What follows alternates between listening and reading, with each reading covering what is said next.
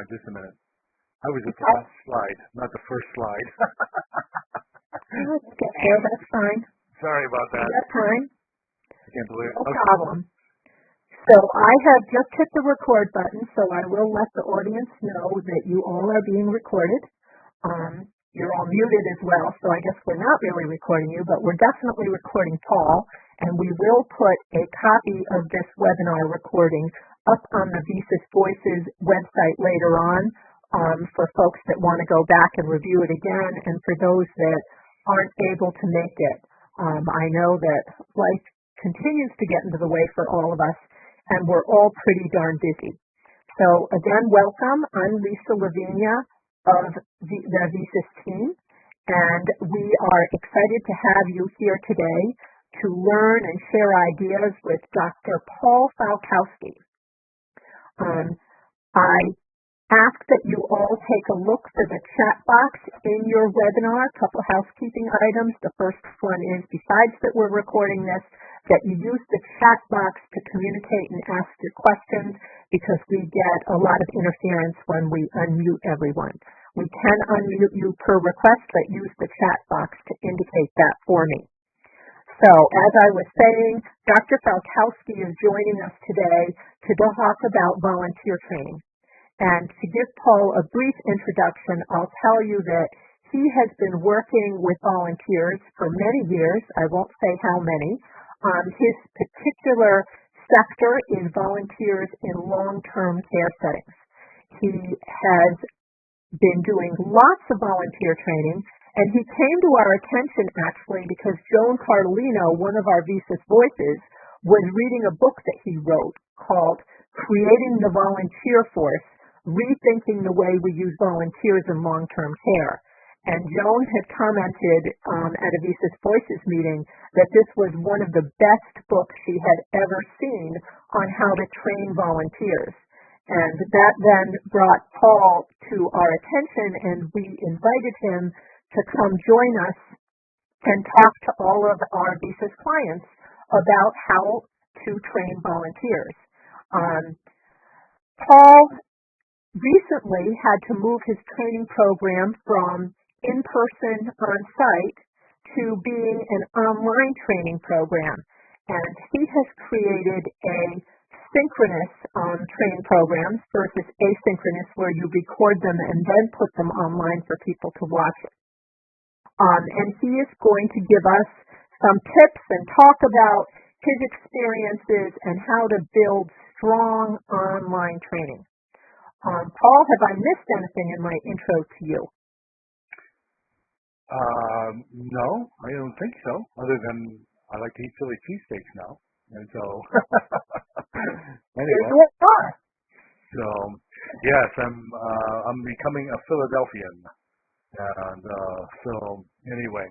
Well, listen, thank you for the very kind words, Lisa, and it's really a privilege and an honor to be able to present to your group. And certainly it is a passion of mine. And so I hope that as we go through today, feel free to ask questions. I'll have opportunities for you to do that. And then also to email me. And so this is my contact information. The best way to communicate with me is through email initially, because I use that as sort of my to-do list. But I also would encourage you to visit my website, volunteerleader.com. There's a lot of information there and articles that I've written about volunteers in long-term care. And then, of course, you can follow me on all the typical social media, Twitter, and then Facebook and Instagram. And there's actually a professor at Rutgers University who's got the very same name I do, and Paul Falkowski, except the middle initial is different. And he's a G instead of a P. And so anyway, that's why the one. So he beat me to Twitter and to Instagram. So anyway, maybe I'll get a chance to talk to him about that one day. Anyway, so if you would like to see my training as well in depth, feel free to email me. I'd be happy to give you access to it and even take you through it to show you what I've been doing. Okay, so before we do anything, I want you to text me. I want you to grab your cell phone and then I want you to text my name, Paul Falkowski. You see there's no I in it. The I is missing. So this is what they gave me to use. So it's my name, Paul Falkowski, 892. Text that to 22333. And when you do that, you're going to get a message that says that you've joined my session. And we're going to use this throughout the presentation. So I'll give you a second or two to do that.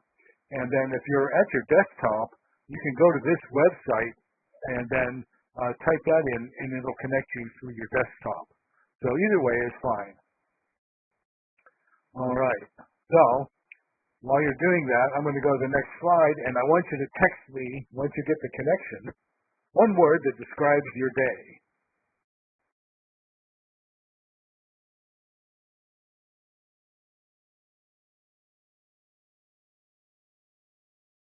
There's my word. Awesome. Busy. Yep. Are we all? Lots to do. Oh, very busy. I'll wait just a few more seconds, just to give you a chance to practice.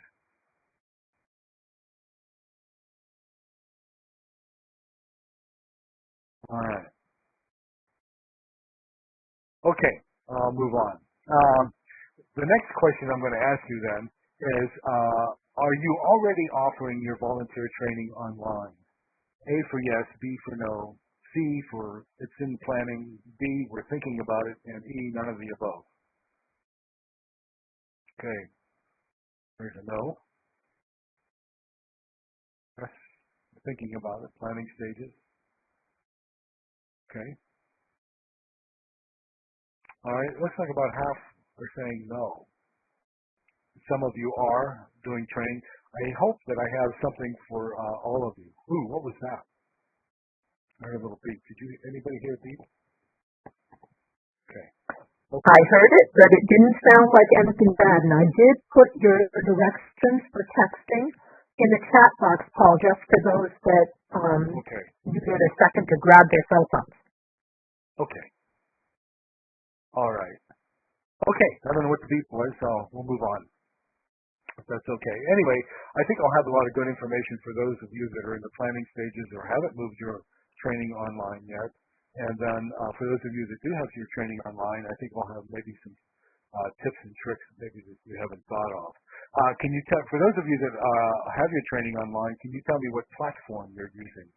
Is it Absorb? Is it VSys? Is it Blackboard, Canvas?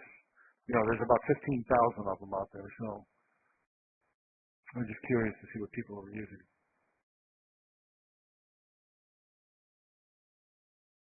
Zoom, VSys, Start, Meeting, yep. Lots of Zooms, Microsoft Meeting, yep. Okay. The one I'm using these days is Boodle, and I'll have you take a look at that a little later. Teams, yep. Okay. Lots of Zoomers, lots of Teams. Good. Great. Okay, that gives me an idea of what people are using. I like to know what people are using. I've been at this for a while. Okay, just a little bit of about myself. I have a bachelor's degree in music performance, and through a whole series of events, I wound up in a nursing home playing music for them about 30 years ago, and that's where the hooks were set. And within 4 years, I was playing in about 170 nursing homes in Nebraska and Iowa. I was like the old circuit rider going around from nursing home to nursing home. So I was driving about 35,000 miles a year, but I was never more than about 100 miles from home. And anyway, in addition to me going out individually, then I would invite my musician friends, and we would do this big holiday concert. And the picture isn't all that great, but it's the best one I could find. But we'd have about 400 nursing home residents in this large auditorium, and it was a great place because it was acoustically correct, which was important for the musicians, you know, as opposed to playing in a gymnasium. And then we'd have about 100 volunteers, And when we did the song Let It Snow, we had snow machines, and we just would go crazy with the thing. It was a lot of fun. We have about 400 nursing home residents in there. Then later on, I created a 16-hour training program because I really wanted our volunteers to walk into the nursing home with a good foundation and to really understand how the nursing home operated and so on. And it was all interactive. So you can see they're busy with their workbooks, and we had all kinds of snacks and things available to them. And then at the end of the training, after 2 days, they would get a certificate. And then we would send them out to the nursing home where they would then act as a group. And so the thing is that the training was interactive.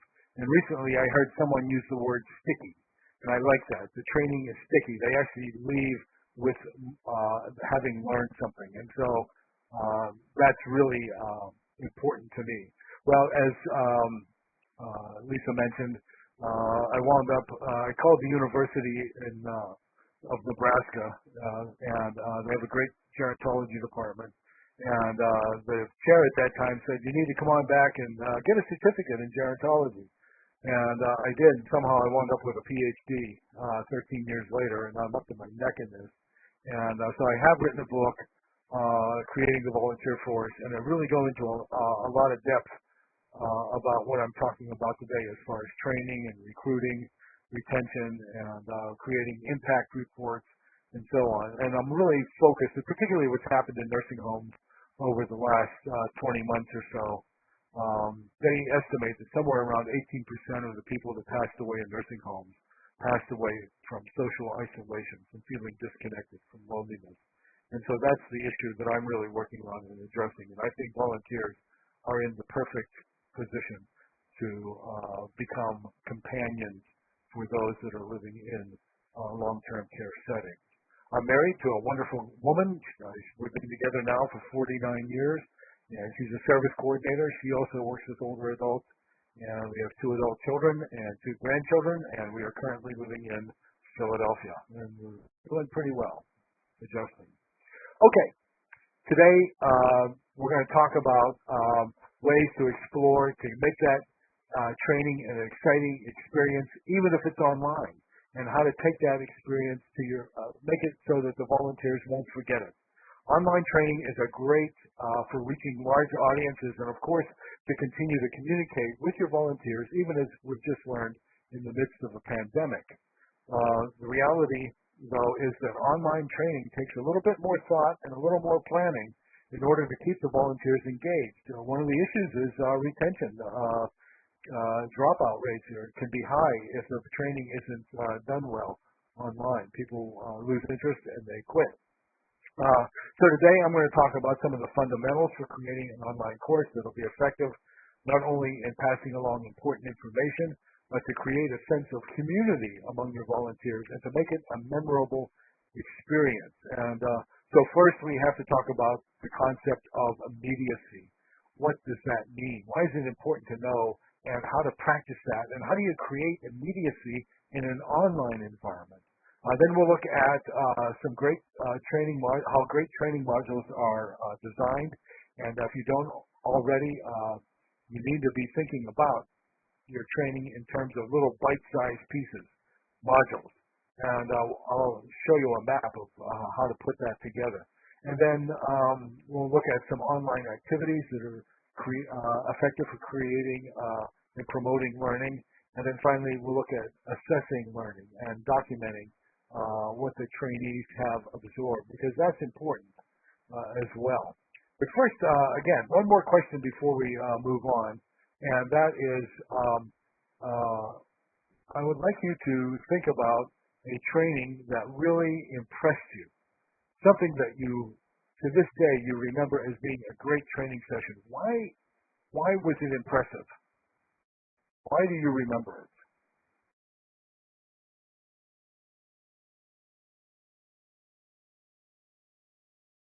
Yes, high energy. I once had an instructor, we called him Stormin' Norman, and he would rock from his left foot to his right foot to his left foot, to his right. I mean, by the time you got into 10 minutes, you were like hypnotized. Hands-on, right? First-person experience, right?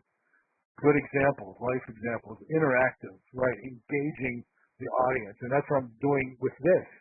I'm gaining your buy-in, aren't I? And surprises all the time. Yes. One of the great trainings that I remember was on stress management. It was at a national conference. There were about 500 people in the hotel ballroom, and we were broken into groups. And at the end of the session, the wait staff came out and had these large bowls of marshmallows. And they put all the marshmallows out on the tables. And so every table had a bowl of marshmallows. There must have been 100 marshmallows in that bowl. And anyway, at the end of the training, the presenter said, "Okay, now we're gonna do some hands-on stress relief." She goes, "I want you to take a marshmallow and throw it at somebody." Well, within minutes, there were thousands of marshmallows flying all over the hotel ballroom. It was the most incredible thing, and I mean, it was a lot of fun. And of course, when it was all over, we helped pick up all the marshmallows. But anyway, just a crazy ending as well. Anyway, keeping people engaged and not too long. Exactly. Right. Bite size. Okay. Let's move on. Immediacy. What is immediacy? Immediacy is the degree to which you are connecting with your audience. So when I'm in person, I'm using hand gestures, facial expressions, I'm moving around the room, and so on. And so different voice inflections and all of that sort of thing. Well, how do you create that online? How do you do that? Are you responding to their questions in a thoughtful and timely manner? Are you giving opportunities for the audience to give you feedback, just like I have just done just a few moments ago? And does the volunteer feel like you're a likable person, and so on? So again, that business of connecting with your audience. So how do you do that in an online environment? Well, the reason this is so important is because the more you can create this immediacy, the more they're going to learn. They will feel closer to you, and they will be more open to accept what you're saying to them, what you're teaching them. And so when you create this sense of immediacy, this closeness, you're communicating to your trainees, hey, we're in this together. We're a team. And especially for adult learning and adult training, it really is a team process, isn't it? Because they're going to come with their life experiences, and so they're not going to just blindly accept everything you're saying. In fact, they may even challenge you. And so you have to be ready for that. And so when you create immediacy, your trainees are more likely to complete the training. They want to come back to it. They want to hear more of what you have to say. And again, as I mentioned earlier, the dropout rates are very high for online training, sometimes anywhere from 40 to 80%, if you can believe that. And even at the university level, we wrestle with that. People get into a course and then all of a sudden they just disappear. And so we want to do whatever we can to keep them engaged. At the same time, you don't want to come off as being artificial or insincere. So keep that in mind as well. Just be who you are, right? Okay, so how do you do this online? Well, you have to be very creative, right? Because I can't just say, okay, everybody come up to the whiteboard and we're going to do some brainstorming. How do we do that? But one of the things that I really appreciate when I get my evaluations is trainees will say to me, wow, this didn't even feel like an online course. But before we get to that, let's just talk about what training is not. Training is not endless PowerPoints packed with text that's barely readable. And I think we've all been through that where, we've been through some sort of training on policy or something, and it's just page after page, and by the sixth slide, you are completely checked out. You're looking at your cell phone, you're looking out the window, it just, you don't want to do that at all. So, and it's certainly not an opportunity for the trainer to impress people on what they know. So what is training? Well, training is what a lot of you said. It's interactive. opportunities for talking and exchanging ideas with the trainer and the trainee. It's teamwork. It's engaging the trainee through asking questions, soliciting feedback, offering opportunities to practice new skills. It's a shared experience between you and the people you're training. So, how do you do this sense of closeness and caring in an online environment? Creating online immediacy takes some creative thinking and being responsive to the people you're training. So you just can't put the training online and then put it on autopilot and think you're done. First and foremost, you have to be available to your trainees. And I know we talk about this, but you really have to be, when you get an email from someone in your training program or a text message, you really need to respond as soon as you can. The general rule of thumb is within 24 hours. And really, I have my cell phone with me all the time, and sometimes it's just a very easy question. I can just text a response back to them. It doesn't take a lot. And I do warn them, though, that on the weekends, I'm probably not going to respond as quickly because, if you send me an email at 6 o'clock on Friday night, I'm probably not going to respond because I'm over at McGillen's, celebrating the end of another week. And so you may not hear from me until the next day or maybe even Monday morning. So I make that clear to them. And I think most of them understand that. But I do really try to respond as quickly as I can. And this is one of the biggest factors for people not completing training, not getting responses. If they're waiting 3 and 4 days to get a response from you, the odds of you losing them are pretty high. So again, I have an app on my phone. I can monitor questions and comments. And like I said, oftentimes the question can be answered very quickly. And if there is a more lengthy response required, I tell them, I'll get back to you as soon as I can. I can't answer you right now, but I'll do it as soon as I can. One of the other things I'm doing is I'm posting short video clips, and they don't have to be well produced or green screened or, special effects. I just get on and I just talk to them. And this is the way I'm doing now. And in fact, it's actually better if you don't highly produce them, that it feels more natural and more comfortable, relaxed. So just be sure to smile, lean into the camera, make sure your lighting is pretty good. You don't want to be in the dark, things like that. And you can use gestures just as if you were in front of them in person.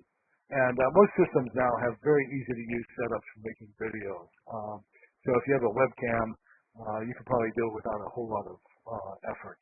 So anyway, I'm encouraging you to use video in your training modules, and your trainees are likely to be posting videos anyway, like on Facebook, and TikTok is out of control, and Instagram and so on. So why not your training as well?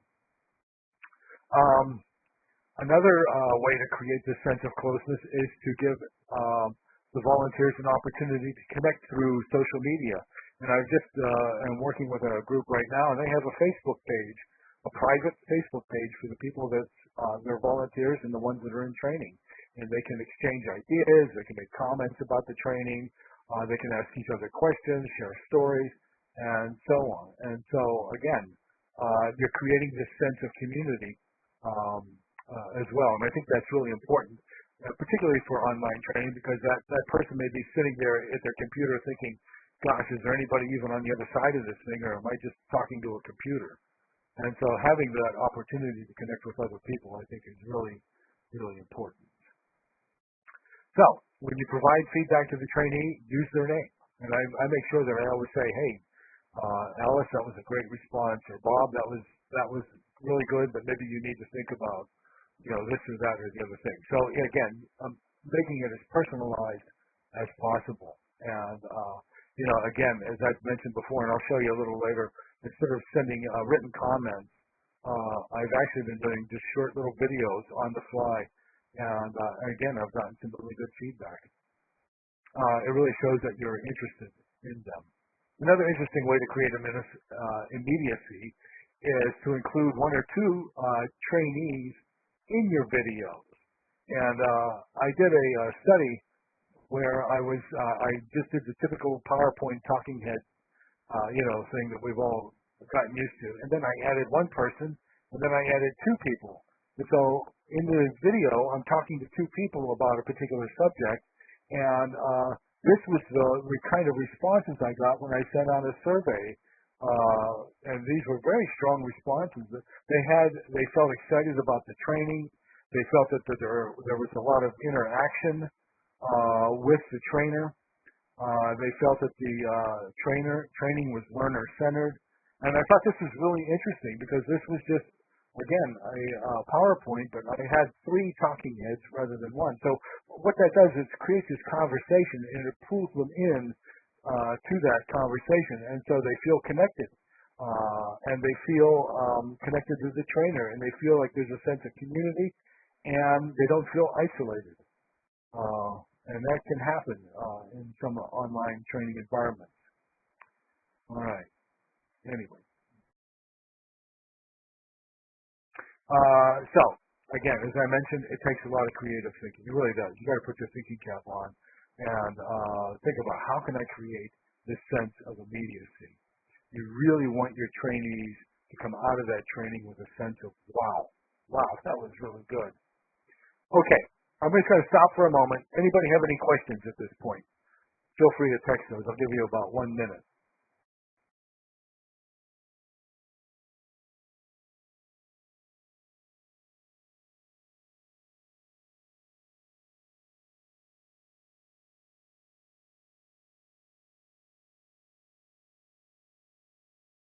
I'm using, right now, I do have some sophisticated software called Camtasia that I use. But what I've been doing lately is just the webcam on my computer and using the record icon and just doing things on the fly. Generally, the platform that you're using would have an accompanying app. So for me, I'm using Moodle. And so Moodle has an app. And so I download it onto my phone, and so I can see the training course and what's going on right on my phone. So it interacts with my phone. I know Canvas does that. I know Blackboard does that. And I'm sure that most of the platforms have an accompanying app that you can download, and then you can access your training through your phone. For those that are not tech savvy, I have orientation videos that I create to show them this is how you respond to a discussion question. This is how you respond to an assignment or something where I would like them to write something to make a video, and I'll actually show you a demo video in a minute. So I do a lot of explaining and hand-holding for those that are not tech savvy. And a lot of it now is becoming pretty user-friendly.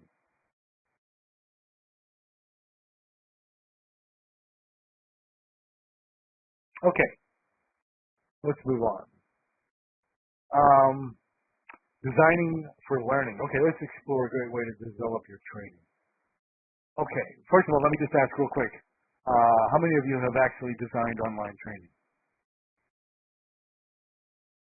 A for yes, B for no.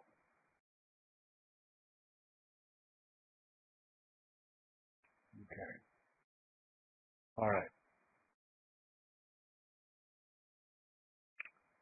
Okay, hopefully I'll have some good tips for those of you that have designed some online training. And I'm still a student, so if you know what I mean. So I'm open to new ideas because it's really an emerging field, the whole business of online training. Okay. The first thing you really want to think about is when you're designing your training is bite-sized pieces. You want to break them up into modules. And so you really don't want people sitting in a training session for 2 to 3 hours. You'll lose them. And, after the first 20 minutes, they're gone. So you really want to think bite-sized. And I actually heard a very scary statistic the other day that you've got like 4 seconds to capture somebody's attention. So that's kind of scary. But anyway, so I think for my in-person training, I thought in terms of 50 minutes max with 10-minute breaks. And then I'm trying to do the same thing with my online training, except that the person can come and go with the online training.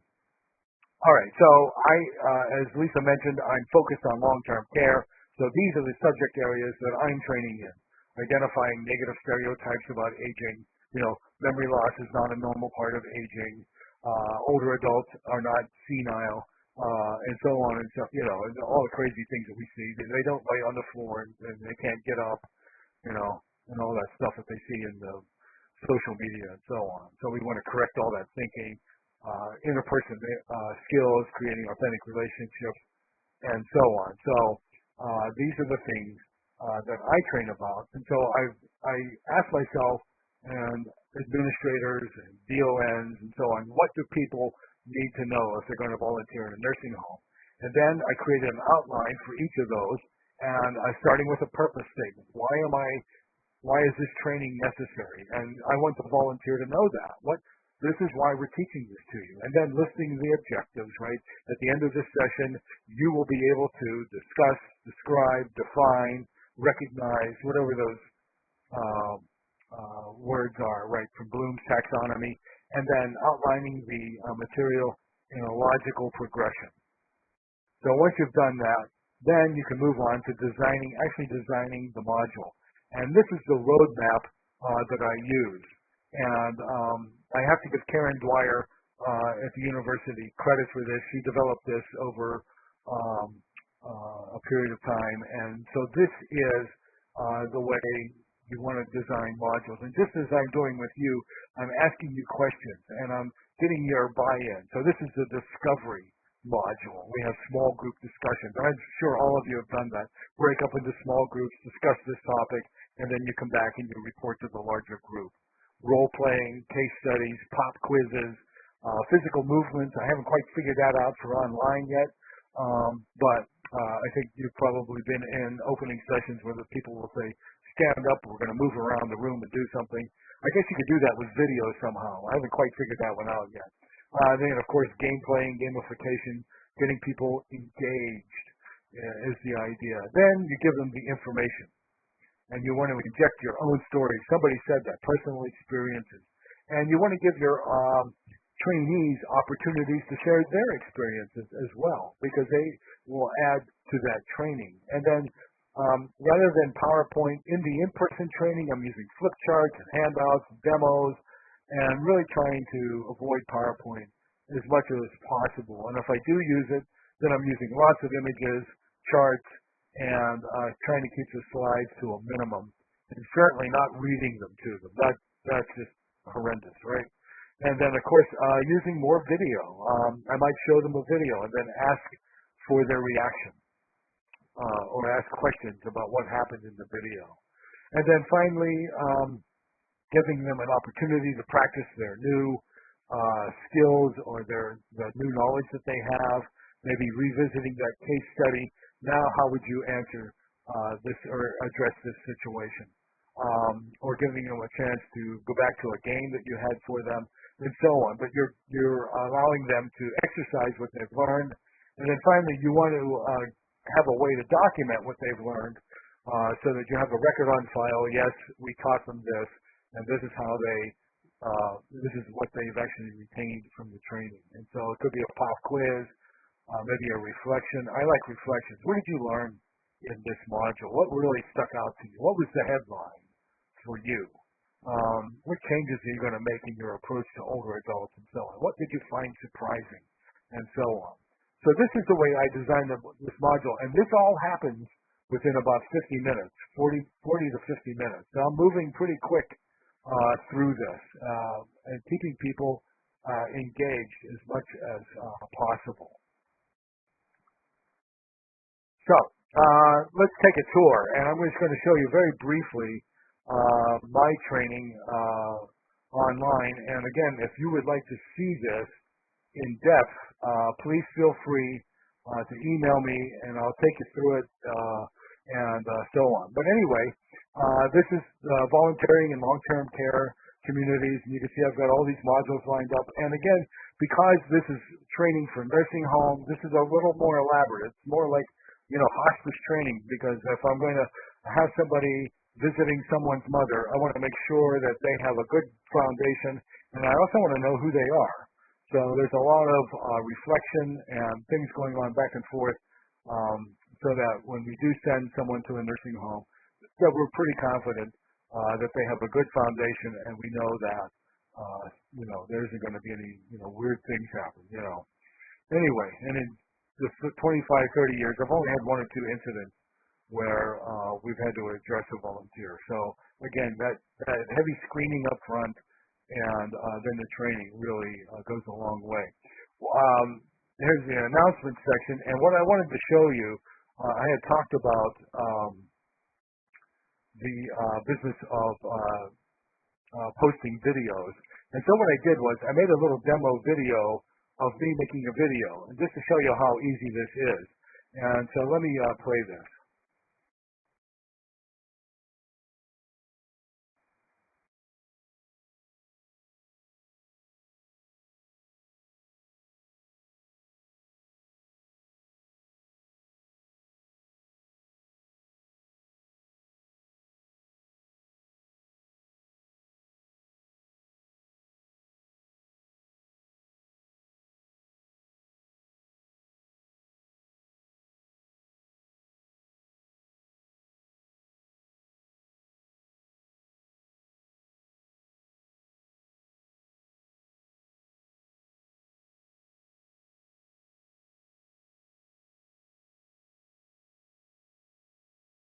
All right, I see you, but we don't hear you. Oh, okay. Well, all right. So I'm just explaining how easy this is. So I'm hitting the stop recording button, and then I attach the recording. And so I'm actually saying what I'm saying in the video. So anyway, it's attached, and then I just post it to the forum, and it's in the forum. And then when the student comes, the trainee comes, they can click on this, and they'll see the video, and that's it. And so I'm talking. So you can see it's not very fancy, not overproduced or anything. It's just me talking to you, and so that's what's going on. So anyway, actually this is the first time that I did a video with a video. So anyway, but that was the idea. And actually, we just saw you doing it pretty well right there without the recording part. So oh, really? I think you made the point. Yes. Okay. All right. Well, good. All right. Let me minimize this if I can get to find out how to minimize that, and I'll get back to my presentation, which is right there. Okay. So anyway, my point in that was just to show you how easy it was to do the videos. And let me go back to the training just for a second. Maybe I've outsmarted myself. Okay. I'll let you outsmart ourselves. I would never admit to that. Yeah, I know. Anyway, I wanted to show you just how easy it was to do the video. So it's really not that hard to do. But in any case, if you want to see more about the online training that I've done, I'm happy to take you on a tour through it and show you how I do that. So in any case, I have various modules, and there's different activities involved, brainstorming, where they can do just what you're doing right now. They're posting things, and other trainees can see that. There are places where I take them to a different website where there's different kinds of activities that they can engage in, and they can come back to the training. And so they're doing a lot of different kind of interactive things, and so on. Anyway, so designing modules. Is there any questions there as far as how to design modules?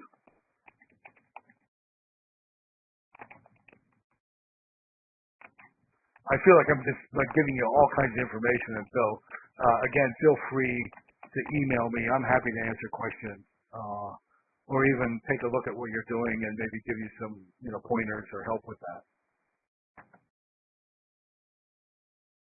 Okay, let me move on then, if there's no questions. And assessing learning, and this is the last bit of this, and I think this is really important.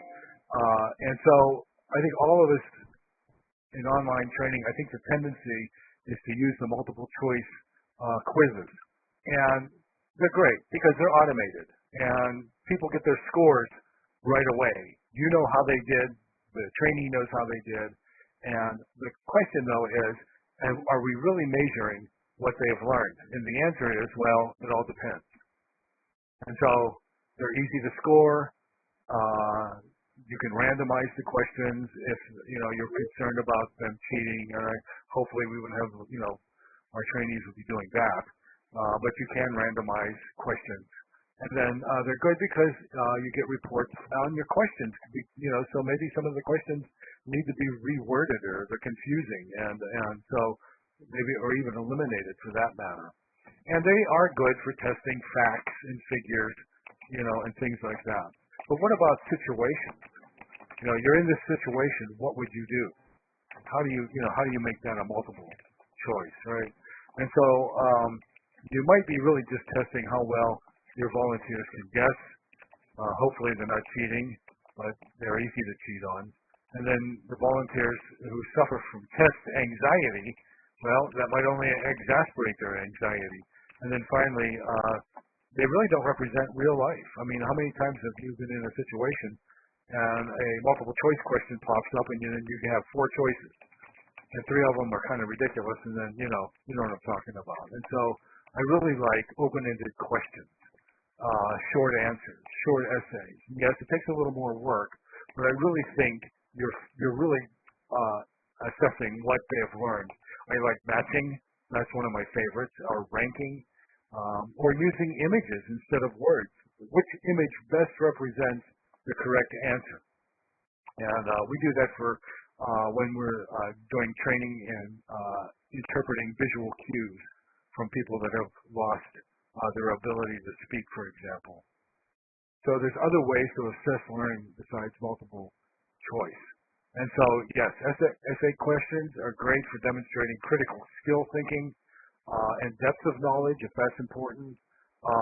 Discussion boards are great because people can see what other trainees are saying and they can react and interact with each other.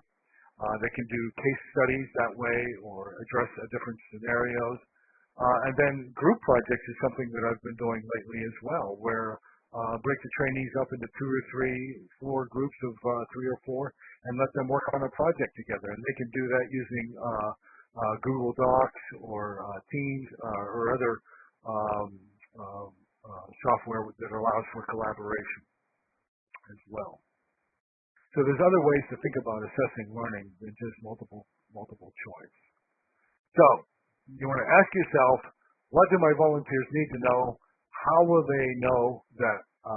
How will I know that they know what I need them to know? How will I know that? And then this goes to not only providing good service and making sure the volunteer has a great experience, but it also goes to liability as well. Hopefully you would never be in a position, but at least you can show that you did your due diligence as well. Okay, so to wrap up then, first and foremost, you want to be present. You want to create this immediacy for your volunteers. And then you want your trainees to have more than just a series of boring PowerPoints, narrated PowerPoints. You want that training to be interactive. They're doing things. They're reacting to each other. You're reacting to them. And then think in terms of modules, right? That discovery. And then giving them information, letting them practice, and then assessing what they've learned. And then really thinking through what kind of ways are we measuring learning? Is it just multiple guess, or are we doing other things that really demonstrate what they've learned? And then, of course, remembering that the main thing is to be present for them. Give them that sense that, yes, you care about them. Yes, I'm involved in them with you in this training. And because the content, we focus so much on content, but really it's about the experience. That's what they're going to remember. And if it's a great experience, they're going to be more likely to remember the content. So think about what kind of an experience are your volunteers having. Give them an experience that they won't forget. Okay, someone's asked in the chat box. I see that, Lisa. How long does it Good. go through the training? I was just going to interrupt you and point that out, but you're way ahead of me. Hey. All right. Well, I just got lucky, I think. Anyway, point though, I think is for this kind of training, I'm not interested in them getting through it in 2 or 3 hours. I want them to really absorb material. So I stay with them, and if I see it's going on beyond a month, then and that sounds like a long time, but a lot of my people are working full-time jobs, and they're coming in, they're doing bits and pieces as they go along. As long as they're communicating with me on a regular basis, back and forth, I'm okay with it taking a while. I'm not in a hurry to push them through this. And of course, everyone's situation is different. And so the in-person training was 2 days. Friday was all kind of theory and role-playing, and then on Saturday, we would actually go to the nursing home and exercise the things that we learned. But for the online training, it's a little different, and so I do allow them to take more time. Any other questions? I'm happy to answer questions at this point.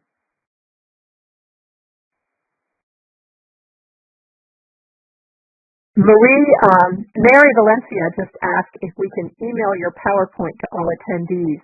And I'm going to say that we really can't email it, but we will put it up on our website with the webinar recording in a couple days. It takes us usually a couple days to get the staff to get around to doing that.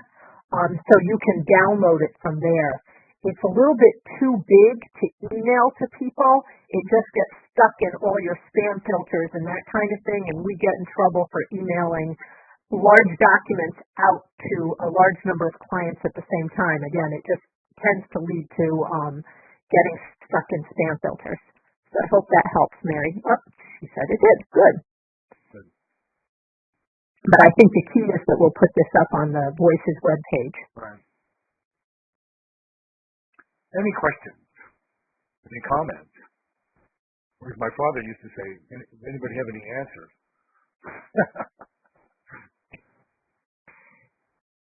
I'm going to say that I learned a lot from you, Paul, even listening to this for the second time. So I thank you greatly. You did just get a question there, so I'm going to be quiet. Provide volunteers long-term care facilities. I know we've got Paige on the line who might have been the person asking the question. I think Sharon Renner, Sharon's with hospice. We have a lot of hospice folks on the line. I personally don't know the answer to that question off the top of my head because I have to go look at all the organizations in here. And I'll say this, the methodology for creating the training really goes across just about any sector. You would adapt it to, your particular needs. For example, if I had a group come in and they wanted a group project, I wouldn't put them through 16 hours of training. I had like a 1-hour orientation, for example, and talk about the nursing home and what to expect when we go in there. Maybe they were going to do some gardening. I had them washing tables or wheelchairs, things like that. So I don't need to put them through 16 hours of, reflective listening and, that sort of thing. So the training should be adaptable. The training is adaptable to your circumstance. You want to draw them into the training through some sort of an activity. You want to give them the information in a bite size. You don't want to bore them to death with a, heavy text PowerPoint, and so you want something even that to be, I call them interactive lecturettes because I'm still asking questions and engaging them. And then you want a closing activity, something to allow them to exercise what they've just learned, and then an assessment to document, yes, this is what they've learned. And then also that also gives you the opportunity to correct it. Maybe somebody misunderstood something. And so it gets revealed in that assessment. And so you can go back and say, hey, we need to revisit this. Yeah, I'm going to say, Paul, that one of the things you mentioned as well that I really liked was the idea of showing a video where your volunteers are talking. So it's not just us as the instructor or facilitator speaking, but that you're sharing what other volunteers have found. Oh, you have another question? Yeah. The talking head is good, but if you can have a conversation, if you can make it more conversational and have one or two people with you, even one person's good. The results from that part of the survey were still pretty good. The strongest was when we had myself and two volunteers. That was the strongest response. But certainly having that conversation going on really is important. As far as volunteers going into facilities right now, it just depends. I was talking to a group the other day, and they are allowing their volunteers back in. So I think with the way this pandemic is, it just depends on where you are and what's happening. And again, hospice training. I looked at hospice training. I didn't think that my volunteers needed as extensive training as what happens in hospice, but it kind of approaches that. The system that I'm using is called Moodle. And the reason I like it has a lot of the bells and whistles. There, I punched that in so you can see that. It has a lot of the bells and whistles of some of the more sophisticated LMSs, learning management systems, but this is free. It's open source. There's good support. There's tons of templates. It's customizable. And so for what I'm doing, it works very well. And I know other groups that are using it. And so for me, a lot of the nursing homes don't have a big budget. And so Moodle is free. So free to use. But that's not to say that the other platforms aren't good. No. And I'll be perfectly honest with you, I'm not sure what that is. What is Slack channel? Maybe you can put that in the text box if you want.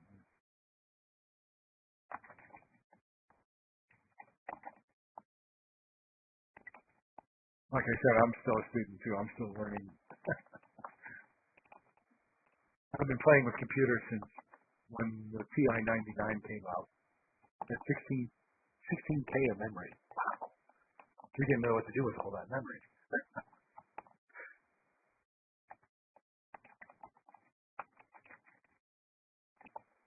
All right. Any other questions?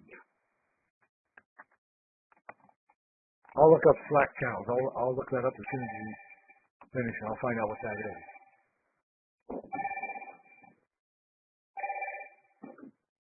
Okay, I'll check it out. Amazon, BookBaby, bookbaby.com, Amazon, wherever books are sold.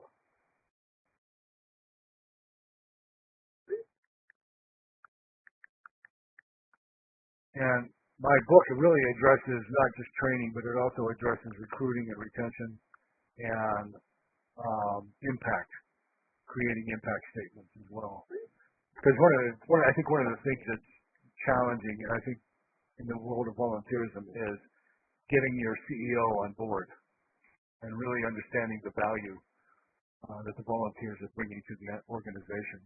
And it really has to go beyond just reporting how many hours and, multiplying it by the latest cost per hour. I mean, that's an important statistic, but for me, what impact did that volunteer have on the quality of care? What impact did it have on our use of antipsychotics, for example, or hypnotic drugs, or falls, things like that. So really digging in and collecting data. So I get into that in the book as well.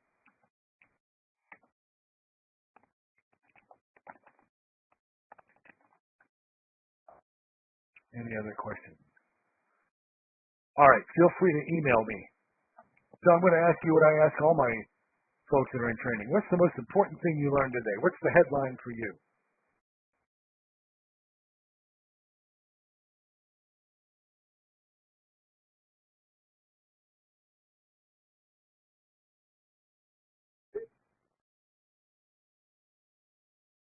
Noodle.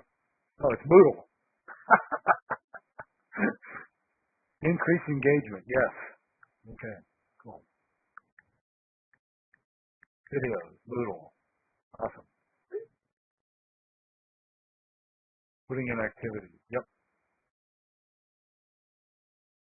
Surprises to keep it interesting. Yes.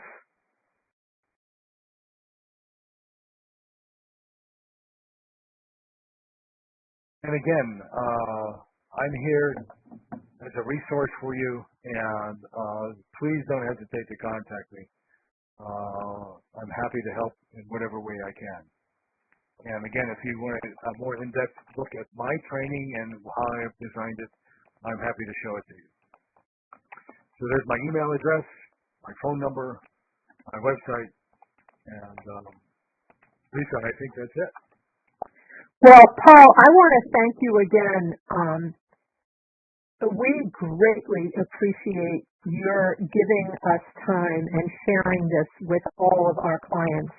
I know I've been in a couple meetings with you in different organizations. I think the last one was Alive, and you continually teach me new things and give me great ideas, and I think our clients, on behalf of all our clients, I will say that you've helped them as well, and we thank you for your time. And we hope that you'll stay in touch with us. So on that note, I will end this. I will tell our clients if they have ideas of what they would like Paul to talk to us more about, please share those with me. But this has been wonderful. So again, thank you. My pleasure. All right. I'm going to, Jerome, by the way, says it was fantastic. I'm going to stop the recording and end this. And VSys folks, I hope to see you next month. For our webinar, the Voices webinar next month will be on HCAP surveys. So stay tuned for that. Thank you.